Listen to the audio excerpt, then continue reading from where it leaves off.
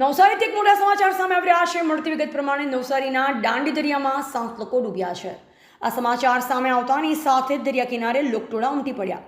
સૂત્રો દ્વારા મળતી જાણકારી પ્રમાણે દાંડી દરિયામાં ડૂબેલા તમામ લોકો નવસારીના ખળસુપા ગામના રહેવાસી હોવાની પ્રાથમિક માહિતી મળી છે। નવસારીના દાંડીના દરિયાકાંઠે રવિવારની રજામાં ફરવા આવેલા 3 પરિવારના 7 લોકો દરિયાના પાણીમાં ગરકાવ થઈ ગયા હતા।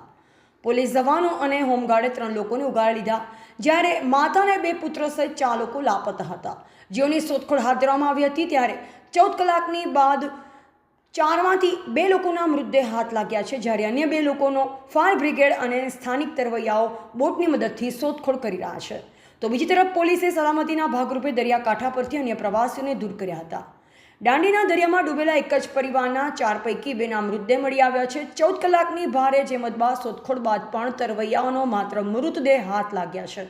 વિરાજ અને તેની માતા સુશીલાનો મૃતદેહ અલગ અલગ જગ્યાએથી મળી આવ્યો છે।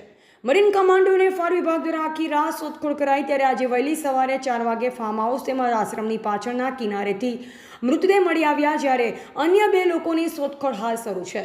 નવસારીના દાંડીના દરિયાકાંઠે રવિવારની રજામાં ફરવા આવેલા 3 પરિવારના 7 લોકો દરિયાના પાણીમાં ગરકાવ થઈ જતા બૂમાબૂમ કરી મૂકી। હોમગાર્ડે 3 લોકોને ઉગારી લીધા, જ્યારે માતા અને 2 પુત્ર સહિત 4 લોકો લાપતા હતા। શોધખોળ હાથ ધરવામાં આવી છે।